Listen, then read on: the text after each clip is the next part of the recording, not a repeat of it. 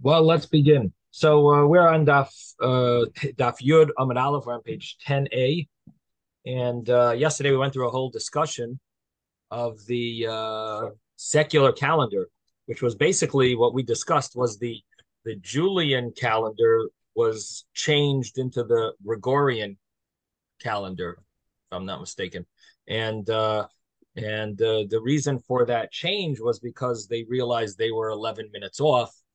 And we discussed at length how that actually had an impact on the the davening for rain on the date, because officially we were supposed to start asking for rain in November, and in fact, in the Shulchan Aruch on this the the date mentioned is November, I think, 23rd, as the date to mention the same Talmud, and we start in December.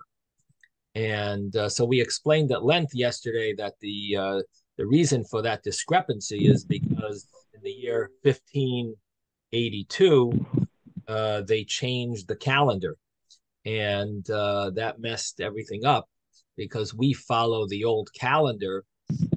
And the reason we follow that old calendar, it's the secular calendar, but we follow it regarding the solar year, which has to do with the rain. We follow that because we follow the opinion in the Gemara of Shmuel, who says that the solar year, we're not supposed to follow it in a way that's exact. We're supposed to follow it in a way that's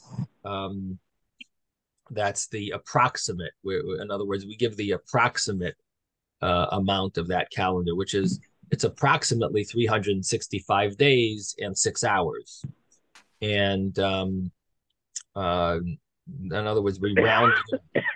That's how we follow the secular calendar with all of our calculations.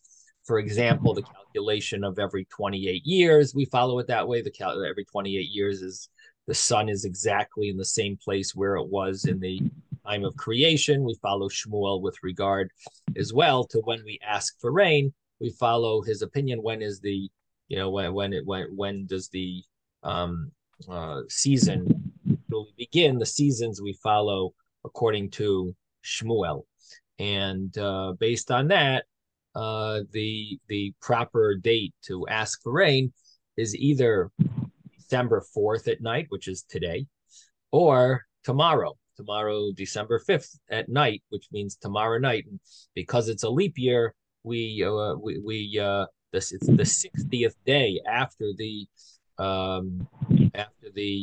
equinox will be tomorrow. Rabbi, Yes. you're saying about the 28 years. Isn't there a thing with 19 years? That every Yeah, that's a 19 different years? story. Yeah, every 19 years, the calendar that we have, the Jewish calendar, it starts all over again. But that's Yeah, not connected to the solar. That's not that's the Jewish calendar, that it runs in a cycle of 19 years. So if you I learn the just whole was thinking cycle, about it this morning because I uh-huh. looked at the calendar. My father passed away 19 years ago. My father passed away 19 years ago, and he And passed away in January. uh-huh. But this year is December 10th. Uh-huh. So there's a huge difference. Uh-huh. It's Tet Tevet, and Tet Tevet came out in January 19 years ago, and this year it comes out in December Because 10th. uh-huh. Because So the there is a cycle is 19 19 year years. problem. Next year it should be exactly the same, I guess. Oh, maybe. I didn't see next year's calendar yet. What is every 37 years that the Hebrew date and the English date match up? Every 19 years it's supposed to match up, yeah. But what is the English date, Ben? The English date? Yeah. I don't know. I know. What's the Hebrew date? Tevet. What is it? Tevet what? Nine of Tevet. The 9th of Teves. So the 9th of Teves this year is a Thursday, the 21st of December. 21st of December. December. Yeah. But if you go till next year, the 9th of Teves. It's gonna be back. It's gonna be back 30 days or 26 days because the leap year. It's gonna Yeah, push 1 it. second. Yeah.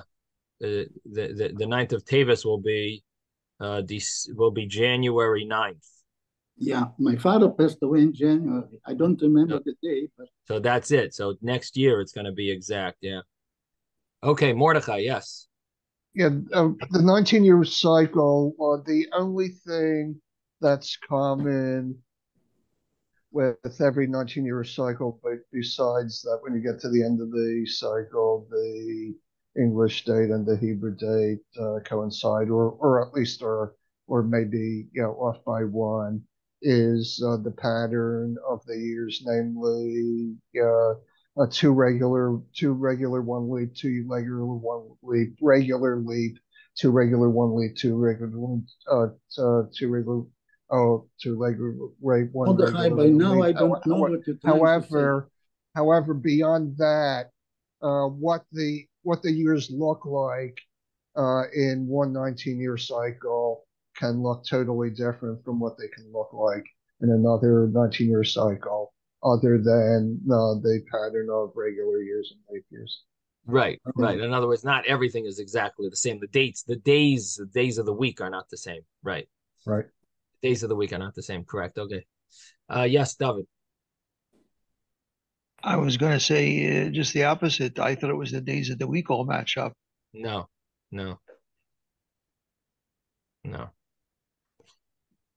But that's why we have sometimes that like certain holidays. This is like Pesach falling on a Saturday night.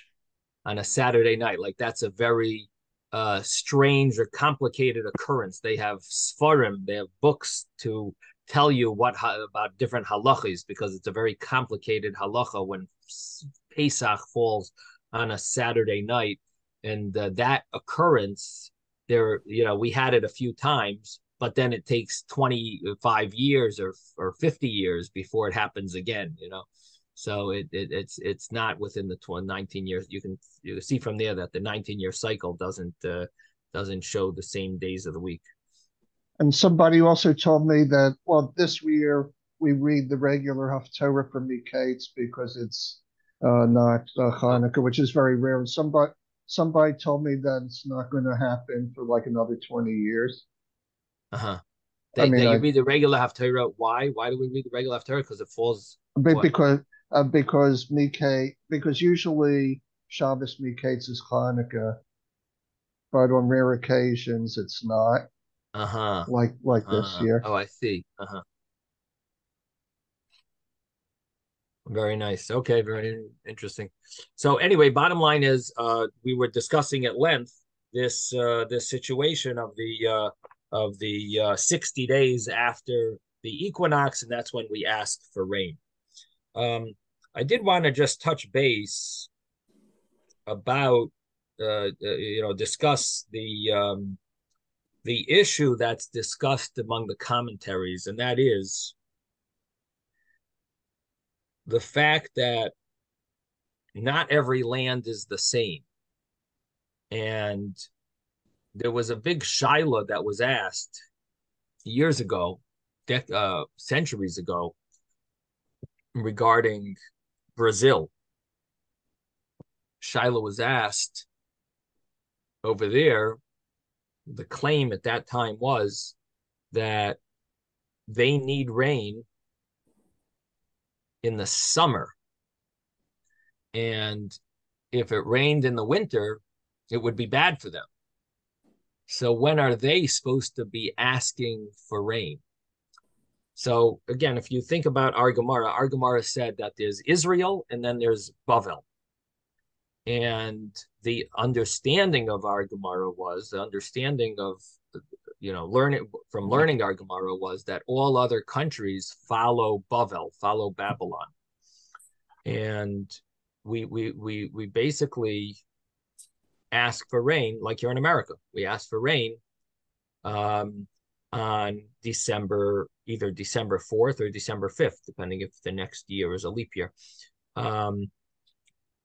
The question is, what about if we were to need rain? What would happen? Like, I remember there was a time when they told us we're not allowed to water our yards, because if you watered your yard, you're wasting water and you could get a fine because must be a drought. There was a drought. And so what would happen then? Would we let's say that was going on at a different time of the year when we normally would not ask for rain. Or let's say it would happen the time, let's say Zion Cheshvan. In Israel, they start asking for rain on the 7th of Cheshvan. Let's say in America, on the 7th of Cheshvan, they send an announcement that the whole entire Florida needs rain at Zion Cheshvan. So would we start asking for rain then, or would we say, no, we are following Bavel and we don't ask for rain when it's not the appropriate time? Our Gemara seems to say like there's two rulings about asking Hashem for rain. One is the way it's done in Israel, and the other is the way it's done in the diaspora. So in chapter 117 of Shulchan Aruch, it discusses this, the ruling about rain, and it mentions here that you start asking for rain in Chutz La'aretz, in the Ma'ariv prayer of 60 days, 60th day after the Tekufa, after the equinox. And in Eretz Yisrael, they start on the 7th of Cheshvan, and you ask until the Mincha prayer, Erev Yom Tov of Pesach. And that's when you stop. And individuals that need rain during the summer, so it mentions what happens if you personally need rain because you planted some exotic tree or something that needs rain. And let's say the world not necessarily doesn't need rain, or your country doesn't need rain, your city doesn't need rain, but you personally need rain. So you are Yachid, you're an individual, you would ask for rain in the prayer called Shemei Tefillah, in the section of the Shemona Esrei where you're allowed to add personal requests. You would ask for rain there. But in the general request of the blessing the land, that is a place where you do not ask for rain, because it's not the time for rain for the land. It's only for you, maybe you want rain, but for the land, you wouldn't ask it. And then it mentions that in even a big city like Nineveh, or a full land like Spain or Ashkenaz, Germany, would be included. It's according to this, according to the Shulchan Aruch, the actually it doesn't only mean an individual. It actually includes even a big city would be considered like an individual regarding this, and they would ask for rain in Shemei Tefillah. However, if the whole land needs rain, then and an individual made a mistake and he asked for rain in the bracha of Shemei, of Mevarech Hashanim, of Berachas, of the blessing the years of the land. So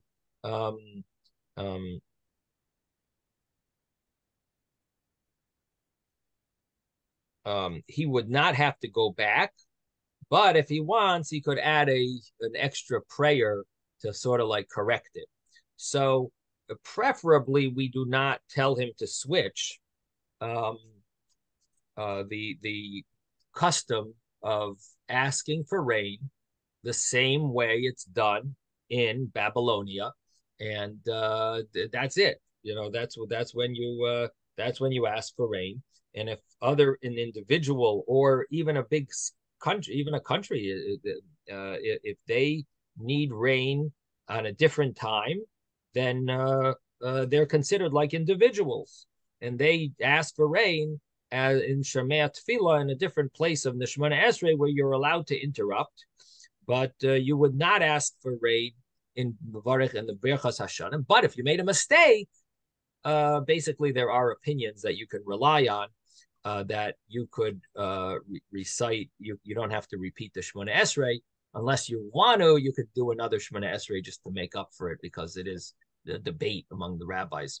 But this is the discussion here in the Shulchan Aruch itself. Now, if you look, if we look at the Mishnah Brura, so he brings that in Eretz Yisrael it needs rain. They need rain because they're higher than all the other lands. But in Golus, and we all go after Bavel. Now,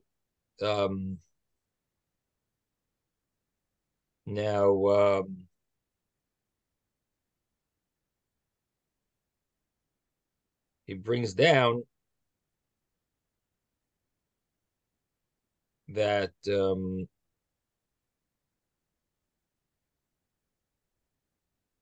if you need rain, if you live in an area that needs rain, then you definitely should ask for rain in the Shemea Tefillah Bracha. And that would be the appropriate thing. Now, but the Shliach Tzibor, the Chazan, he does not ask for rain in the Shemea Tefillah blessing. Basically, he doesn't add in extra stuff, Now, Shabbos and Rosh Chodesh and Yom Tov,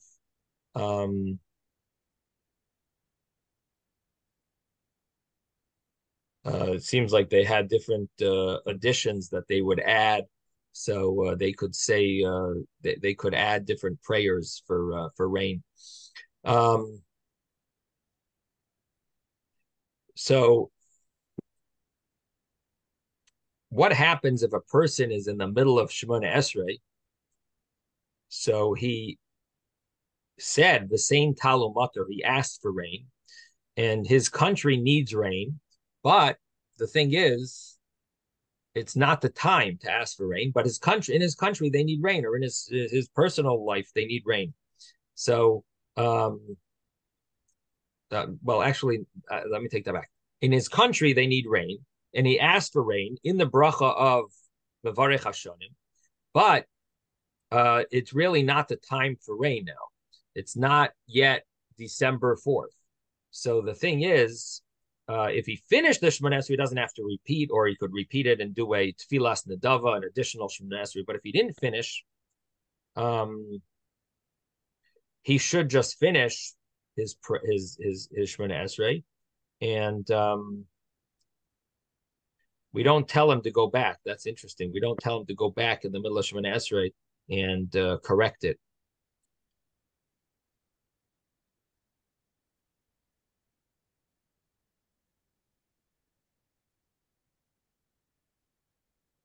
So that is the way it's brought in Shulchan Aruch.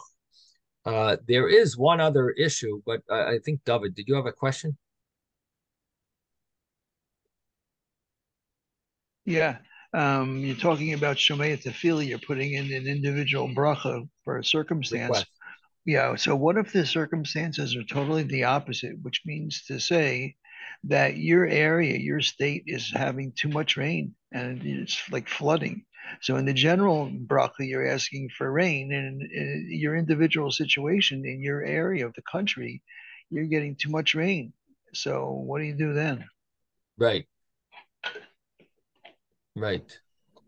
That's the question that basically what I touched upon, that they had asked about Brazil. When should they ask for rain? And if I'm not mistaken, the answer that was given was the initial answer that was given at that time was that rain is not good during the winter, and it's necessary during the summer.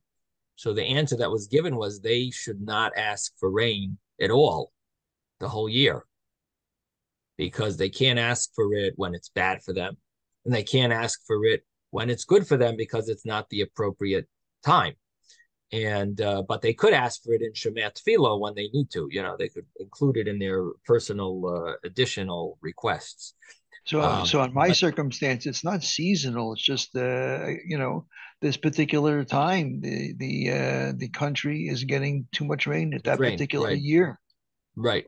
No, I understand, but the fact is that it would seem to be a case similar to, even though you're right, in Brazil it would be like applicable all the time, but in your case it would be applicable at least that year.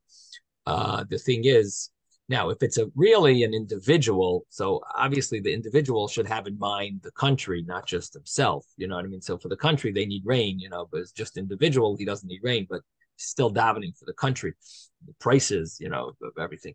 But but in a case where it's the whole country, so that was the initial psak for like South America. But then the other Rabbanim did research and they found out that they need rain all year round. And so according to that, they asked for rain in the winter, the way it's done, the way it's done all around the world. And in the summer, they don't ask for rain, but in Shemat Tefillah they could, they could include it. So that's basically I think the common psak, even though it basically changed based on the knowledge of what's necessary, what they need and what they don't need.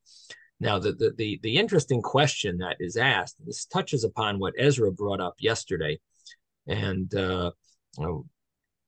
which is, are we considering Eretz Yisrael, or are we, davening for our own rain, which is all of this whole discussion is really about this. But the question is, what about if someone is coming from Eretz Yisrael to America? So, or the opposite, they're going from America to Eretz Yisrael. So are they davening for themselves, or are they davening for where they are? And then it gets even more complicated, because what happens if your family is in Israel and you're in America, and in Israel they need rain from the 7th of Cheshvan, right? And outside of Israel, Bavel, we say you don't need rain till December, but the 7th of Cheshvan generally is somewhere in October. So the question would be, should you be asking for rain because you live in Israel and you're going to be heading back there? So you are davening for the land of Israel that it should have rain, because that's basically where you're going to be spending your year. You happen to be in America now, so you spend Sukkot here in America, and so you're here, but you're living in Israel. And so you need to daven. Where do you care that they should have rain? Your land is Israel. So you're going to be heading back there soon. So should you start asking for rain in America on Zayin Cheshvan, because your place of residence is in the land of Israel? And then the question goes further. Let's say you're not going to be heading back there, but your wife and children are there. So would that be a reason to daven for rain for Eretz Yisrael? Because that's sort of like your land, because that's where your family resides. And then and so these are questions that are discussed. And here, even in the Mishnah Berurah, he brings down a Ben Eretz Yisrael that's in Chutz La'aretz, someone who lives in Eretz Yisrael, but he's in Chutz La'aretz, or the opposite case. If he plans on going back during the year, he should daven like his place. This is one opinion. He should daven like they do in his place, because that's where he's going to be that year. But if he's only going to go back after the year, he's considered where he is now. And there is an opinion that it goes by your family. Now,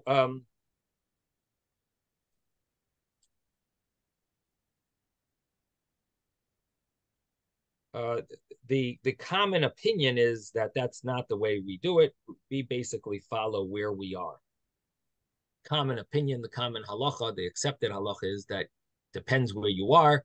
even if you live in Israel. But if you're here in America, you start with America. If you're in Israel, you start in Eretz Yisrael. Even if you're going to live, if you're going to be traveling, although there are other opinions, but that's the common view.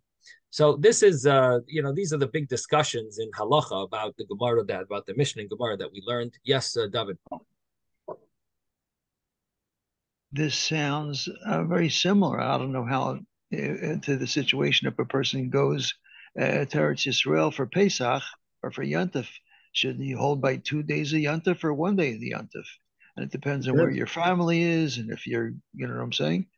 So depends where you it sounds similar, but the logic is a little different because it's not about chumras, taking on chumras. It's more about the fact that this is the appropriate prayer. You know what I mean? Like this is there's a lot over there that involves where you're from. You have the responsibilities of keeping up your minhagim from where you're from, and here it's more about the fact that in other words, it doesn't go hand in hand. The final halacha about the same Talmud does not actually coincide with the halacha about if you're going to go back. It actually ends up being different, even though some opinions might compare the two. In other words, like the Radvaz. The Radvaz was a famous opinion that said that if you're in Israel but your family is in America, or the opposite case, you're in America but your family is in Israel, he held that that's what that you should follow where your family is because that's where you live. So he felt that's the appropriate time. So he also holds here when it comes to rain, the same thing, that your family is there, you're considered, you live there. So you have a point of it that, like, according to that opinion, it goes hand in hand. He seems to follow that same view, but he's an individual opinion, a great scholar, way above and beyond anyone we know, but yet that's not the common halacha is that the accepted way is that it depends where you are. That's what you daven. You're part of a shul. It has to do with not being different. You're in a shul that's davening this way. You start. They're not doing the same Talmud. You also don't do it. It's sort of like not to make different groups of people within one community. Within the Bavel community, the diaspora, we don't, so that's the common understanding. Even though when it comes to going to Eretz Yisrael, there you might follow a different opinion, and you might follow because you're from Israel, you only have to keep 1 day, and you should put tefillin on privately, So the accepted halacha doesn't coincide the two laws. But as I said, there is such opinions in which actually it ends up being the same. Now the Rosh, the famous halachic codifier, the Rosh, and commentary on the Gemara. So he traveled somewhere, and they were having a drought, and he felt that they should actually ask for rain even in the summer because they needed rain in a certain place, and what's interesting is that the equation, the assumption that he had was not accepted. In other words, he understood that for sure we should ask for rain, even in this place where it's in the summer, but yet we have to ask for rain. And we should continue. Don't stop on Pesach. Let's continue asking for rain afterwards, because he was of the opinion that, let's say, there's a city that's not like Bavel, and they need rain early. So he followed this view that you should even ask for rain before December 4th or 5th. He followed the Rosh, felt there you should ask for rain. So he went to this country, and they would ask for rain actually early because they needed rain early. And then he asked them, what about keeping on asking for rain? And they said, no, that we're not allowed to do. So what ended up happening was the Rosh decided not to continue it. And the understanding is, and this is a very interesting change of what you would think, In other words, we would think that if you're going to follow the view of the Rush is of a view that in Australia, if they need rain, before December 4th, you should ask for rain then. That was the Rush's view. But when he came to a certain country that followed, they followed that, like Provencia, he said they used to ask for rain early. They didn't wait till December 4th. But when he wanted them to ask for rain after Pesach, that they couldn't do. So the understanding is that in the summer, there's no option to ask for rain in the summer. Earlier in the winter, there's leeway depending on which opinion you want to follow. There was a way of accepting, following Eretz Yisrael, let's say, and asking for rain early, or because you need rain. But in the summer, the Chachamim never established that to be a time to ask for rain. So even though the Rush himself felt that it should be, that you should, then it's not that we shouldn't follow this understanding, but it seems that the Chachamim, it seems like the common accepted opinion is that in the summer, you never ask for rain. The summer was never established. The Chachamim were not masakin the prayer for rain.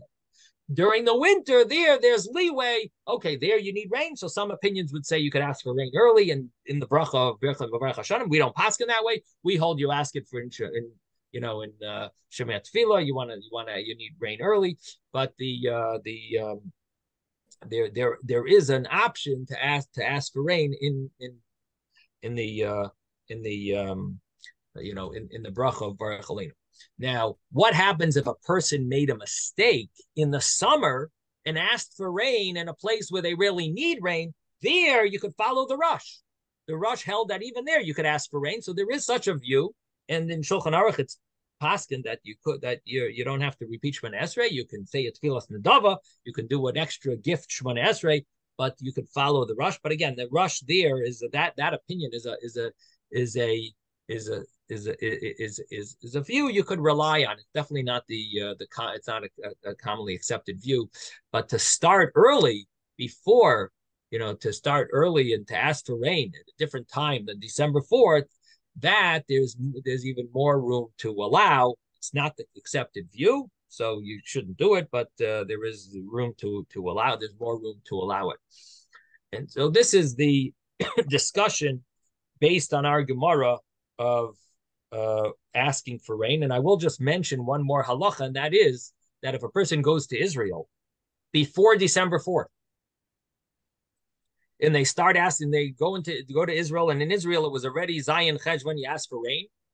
You have to start asking for rain. You're in Israel, you start asking for rain. When you come back, you continue asking for rain. Once you come back, you don't stop. Once you come back, once you started asking for rain in Eretz Yisrael, everyone agrees that you continue asking for rain. Once you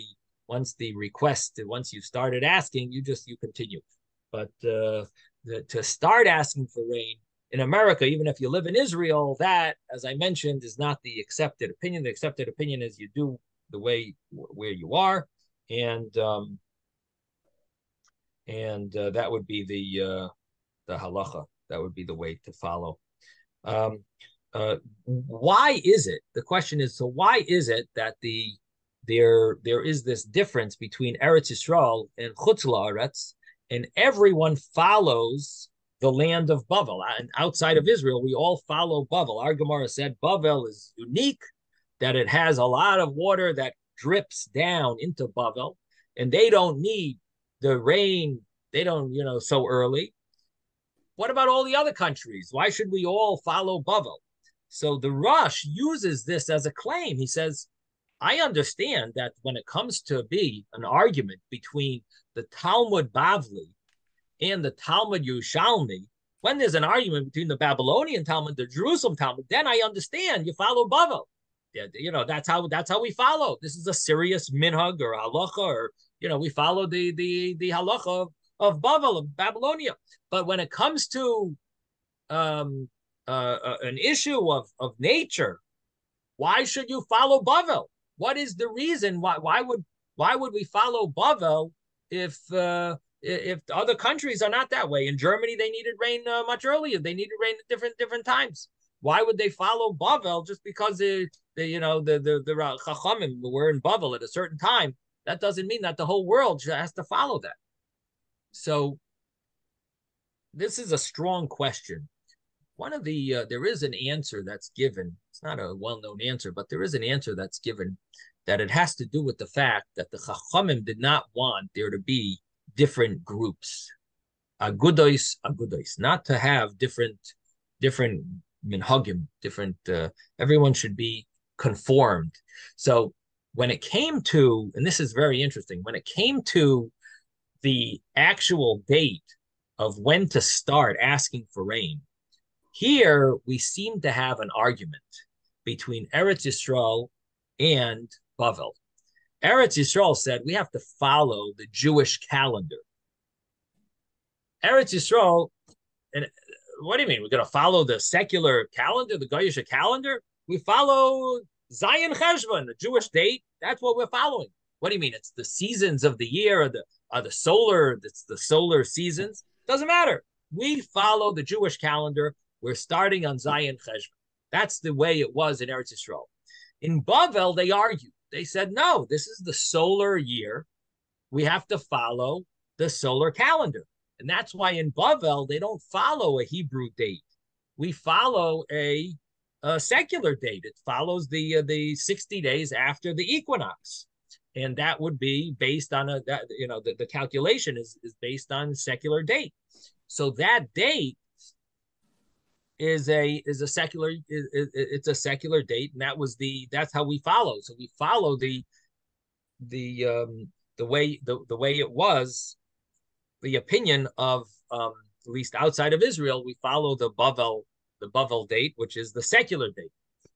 Nevertheless, we don't follow fully according to what the nature says we need. We follow Bavel completely in order that there shouldn't be agudos, different groups. It should be one one blanket rule. So the Chachamim allowed in Eretz Yisrael, you'll have one rule. In Chutz La'aretz, you have another rule, but it's a blanket rule for all of Chutz La'aretz, and that's why we basically follow this ruling, even though not every country is like Bavel. In fact, Bavel is probably unique, and most countries are probably not like Bavel. And in America, we have rain, we have rain way before the December 4th. We're not specifically asking on December 4th or December 5th for rain. We probably need rain all year round, But the custom is we start asking for rain the way it was in Bavel. And if people need rain at other dates, at other times, they can ask in the Shemea Tefillah Bracha, in the place where you're allowed to add requests for rain. So that pretty much covers the discussions of this that are the discussions that have to do with this Gemara. So, Rabbi? Yes. But the Yortzeit you always follow by the Jewish calendar. The yard site. Yeah, for sure, the yard site. Yeah. No, that has nothing to do. Yeah. No, we're talking about something to do with the seasons. We're talking about rain. The seasons, it has of rain at a certain time. But this you cannot change. It's the Yortzeit you cannot change. You just keep the Jewish date. Of course. Yeah. So the question. What did you say? Second Adar. When we have two Adar. Second Adar.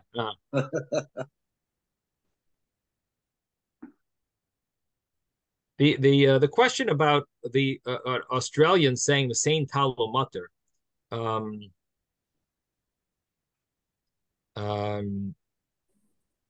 Just like pulling it up here on the internet just to see what the internet says.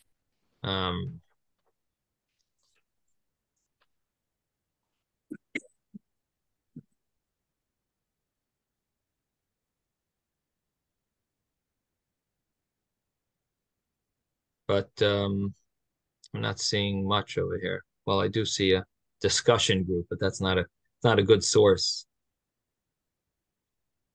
There's a Australia discussion. wasn't existing during the Talmud year, the Gemara.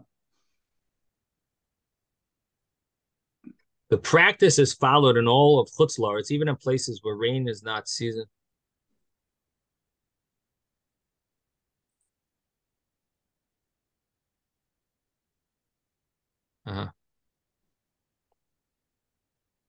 So the question, basically the question is it really bad in Australia if it rains during the winter? That's really the question that has to be asked. Is it bad for them if it rains in the winter? And if that is so, then my thought is that maybe they do not ask for a sane Talmud if it's really bad for them.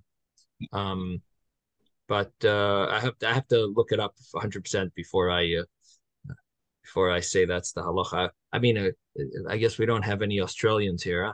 Otherwise, we could ask what Your brother-in-law is. Right. I guess I could ask him. Yeah. But then again, it's not a proof because it could be Australia. They need rain in the summer. They need rain in their summer as well. So it could be that. So it's not a shiloh. I have to find a country where it's bad for them, where rain is bad for them in the winter, in our winter. That in our winter it's bad for them to have rain. That would be the question. Is there any country like that? First, we really have to find the place where rain is bad for them in our winter, and that would be the place where we should ask this question. So first, I have to make sure there is such a place, because if there's not a place, if it's good for them in the winter, in our winter, if it's good in Australia for them to have rain, then for sure they're going to save a Saint Talmud. Right? So it's not. You mean in our our question? sphere. I first have to do research before I ask the question. How about England? It's always raining there. In England? No, it's foggy. It's not always raining. Okay, let's continue. So let's start the next Mishnah. Should I go over the Gemara? I mean, we pretty much discussed it. Let me just go over the Gemara real fast. So the Mishnah said that the third of Cheshvan you asked for rain. Rav Gamliel said the seventh, and the reason the Mishnah gave was because of reaching Eretz Yisrael, reaching the Yidden should reach their home before the rain blocks them, that the Euphrates River would get too big. Rabbi Elazar says that the halacha follows Rav Gamliel, which means the seventh of Cheshvan. Hananya says that outside of Israel in Goyla, you follow 60 days into the after the equinox. And then the Gemara the Gemara said that the halacha follows Hananya, which basically means that Hananya, even the Mishnah was only talking about in Eretz Yisrael, and the halacha really follows Hananya, which means that in outside of Israel you follow this day of Shishim of 60 days after the equinox, which is December 4th or December 5th. Now the Gemara then asks, but we have another date, that is that when Tavus would bring his wood into his storage house, that's the day when you start asking for rain. The Gemara says, yeah, that's the same day as December 4th or December 5th. Then the Gemara says, when is the 60th day? When it reaches the 60th day, is that a day that you start asking? Or is it the day after that you start asking? And the Gemara said, it's Machlekes Rav and Shmuel. And Rav came from Eretz Yisrael, Shmuel came from Bavel, even though Rav, they really both came from Bavel, and they both ended up in Eretz Yisrael, but Rav was much longer in Eretz Yisrael, and so we call Rav from Eretz Yisrael and Shmuel Bavel. And we said that Rav said that the Yom Shishim, the 60th day, is supposed to ask for rain, and Shmuel said the 60th day you don't. 61st day is when you start asking for rain. And Rav Nachman Yitzchok said there's a siman that the one from Eretz Yisrael, the top one, needs rain. The bottom one doesn't need rain. So Rav was the one who asked for rain and needed rain. And Shmuel is the one who wouldn't ask for rain on the 60th because he didn't need rain. He's from Bavel. And then Rav Papa says the halacha is the 60th day is like you ask for rain. It's like after the 60 days and you would ask for rain. The halacha is like Rav. Next Mishnah. Now we're starting a new piece. Mishnah on page 10 and 10a. And we are about 12 lines up from the bottom of the page. 12 lines up from the bottom of page 10a. And if you have an art scroll, Let me tell you what. 10A3. 10A3? Okay. 10A3. 10A3, the bottom. Higiya Yudzayin Mar Cheshvan. If the 17th of Cheshvan came, below Yardu Geshem, and the rain didn't fall. So the date that the Yechidim, which we'll soon see means Talmidei Chachamim, the scholars, they have to start fasting when the rain doesn't fall and they need rain. So the 17th of Cheshvan is the day. If it didn't rain, the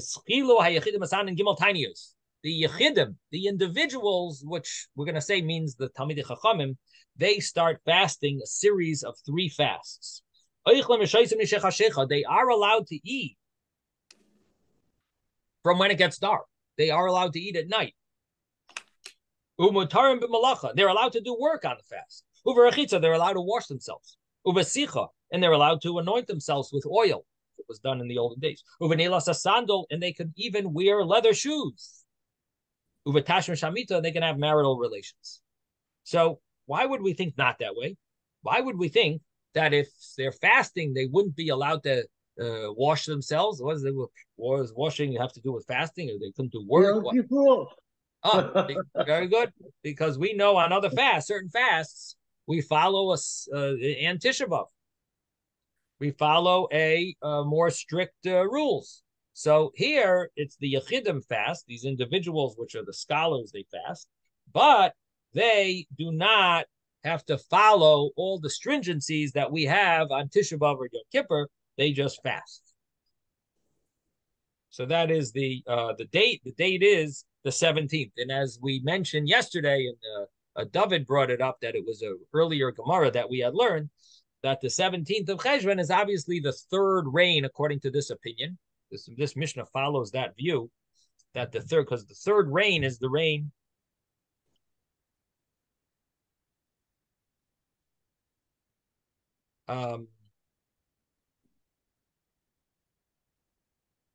is the rain that they start fasting. Now, what is that? What would that mean? That would mean that the 3rd day of Cheshvan was the 1st rain, expected date. The 7th of Cheshvan was the 2nd date of the expected rain, and the 3rd date would have been the 17th of Cheshvan. Okay, so the Gemara continues, the Mishnah continues, and now we turn the page, 10a4, for those that have the art scroll. Higia Rosh Chodesh Kislev LaYardu Geshamim. If this Rosh Chodesh Kislev comes and it didn't rain, Bezdin Goizrin, the Bezdin decrees, Shalish Taanis al Hatzibar, 3 fasts for the community. They can eat and drink from when it's dark. They only have to fast the next day. They don't have to fast at night. And they're allowed to do work during the fast day, and washing themselves with v'sicha and anointing with vanilla sasandal, wearing shoes, leather shoes, and having marital relations. The Gemara says, Man Yechidim. The Gemara says, who are these individuals? What is this term that have to fast? Now, it's not the community, because the next group is the community. So the 1st date was 17th of Cheshvan. 2nd date was the Rosh Chodesh Kislev that we gave here. Now that is Rosh Chodesh Kislev. If it still didn't rain, then the whole community has to fast. But who's the Yechidim that fast the earlier fast? So who are these Yechidim? Amar Rav Huna Rabbanon. Rav Huna says that this is the rabbis. They have to fast for this earlier, during this earlier date. Rav Huna says, Yechidim Asanin Shloisha Taniyos. The individuals fast 3 fasts. Sheni v'chamishi v'sheni. It's a Monday, a Thursday, and a Monday.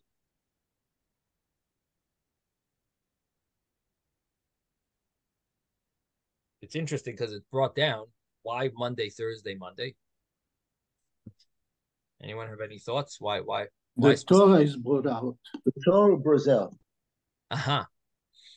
It was the market days. The market days. Okay. We got some good points from there. another book. Yeah. The Megillah. Sechta Megillah, right? Okay. Well, it says that when Moshe Rabbeinu went up to Har Sinai, it was a Thursday, to receive the Luchos Shniyos, the second tablets. And when he came down, it was a Monday. So somehow these are days of mercy and the days of Rachamim. So these are good days to ask for rain. This is brought down. So okay, so we have Monday to ask for anything. It's a good opportune time to ask, right? For mercy. Anything that you need Hashem's mercy for. Now, the Gemara. So what did Rav Huna really add to what we saw in the Mishnah? What was he saying? I mean, the Mishnah basically said that we have 3 fasts. What did Rav Huna add to what the Mishnah said?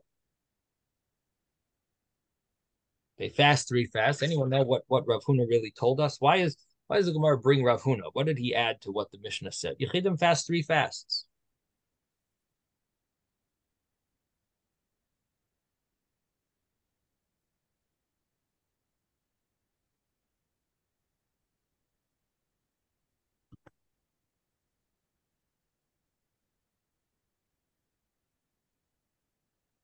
So Rav Huna, what he added was that what days are those fasts? The Mishnah didn't tell us that it's Monday, Thursday, Monday. Rav Huna did. Rav Huna tells us that the days of the fast are Monday, Thursday, and Monday. So that's what he's adding. Now, the only problem with that is that there's a Mishnah later that actually says Monday, Thursday, Monday. So you normally don't have a big rabbi giving a whole insight into a Mishnah that it actually says it clearly in another Mishnah. You know what I mean? You don't need this rabbi to tell us this insight. There's no major insight of his. It's actually clearly written. An insight, if he's going to say something, you got to say something that doesn't say. To say something that it says, that's no, the Gemara is not going to bring his opinion. We'll bring a Mishnah, say, oh, you want to know what day? The Mishnah says it's on Monday, Thursday. It's not going to say, it's not going to quote him. So Rav Huna said that it's Monday, Thursday, Monday. The Gemara asks, "My Kamash Malan, what is he teaching us?" Tanina, we learned it in a Mishnah. Later on, there's a Mishnah that says this. Ein Geisrin Taanis Al Siva B'Tchila B'Chamishi. You don't start the series of fasts. You don't start the series starting on a Thursday. Shaloi lahafkia es hasharim, not to elevate the prices of the main foods that shouldn't shoot up in price, and ella shalish tanis harishaynos, but rather the first 3 fasts are always sheni v'chamishi v'sheni, are Monday, Thursday, Monday. Now, what does this mean? Why would the prices of food shoot up if they fast on a Thursday? Because if they fast on a Thursday, then what happens? People start buying a lot of food. They come to the stores, and all of a sudden, the guy who's the person who's the bread goes. All of a sudden, there's no bread left. All of a sudden, there's no eggs left. There's no people are buying like crazy amounts of food. So the store owner says, "Uh-oh, there must be a famine coming. We got to limit. We got to raise the prices so that one person doesn't take everything." And it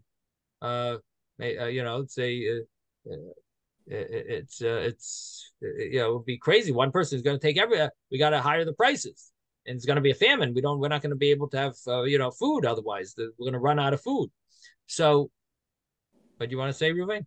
Yes, it happens every hurricane. Right. So the thing is that people panic. So when you see people panicking, then you got to raise the prices so that people don't just take everything. And the thing is that why are people going to buy so much on this Thursday? What about every other Thursday? They buy for Shabbos. Every Thursday they buy for Shabbos, so they buy a lot. The thing is, this Thursday they're buying double that because they also are fasting this Thursday. So they're going to need an extra huge meal to break the fast. So what ends up happening is when the store owner sees people buying crazy amounts of produce, he hires the prices. So because of that, the rabbis decreed you can't start fasting on a Thursday. If you start on a Monday and he sees people buying more than usual on Monday, it's only one. He'll catch on by Thursday that, oh, they're doing the fast. They're fasting. That's why they're buying more. But it's not that there's a famine coming and we're not going to have food and we have to save. It's not that. It's just people, need to have an extra meal. So you never start fasting on a Thursday, and rather all the fasts are always Monday, Thursday, and Monday. So the Gemara says that's the Mishnah. So the Gemara is asking, so why do we have Rav Huna here telling us Monday, Thursday, Monday? We have a Mishnah that says Monday, Thursday, Monday. So what was Rav Huna telling us about this Monday, Thursday, Monday? So the Gemara answers, Mahu detema. I would have thought, or literally, what would I have thought? Mahu detema. Or what would I have said? If not for Rav Huna's ruling, if Rav Huna didn't say his statement, Mahu detema, what would I have said? Hani mili tzibur, that applies for the community fasts.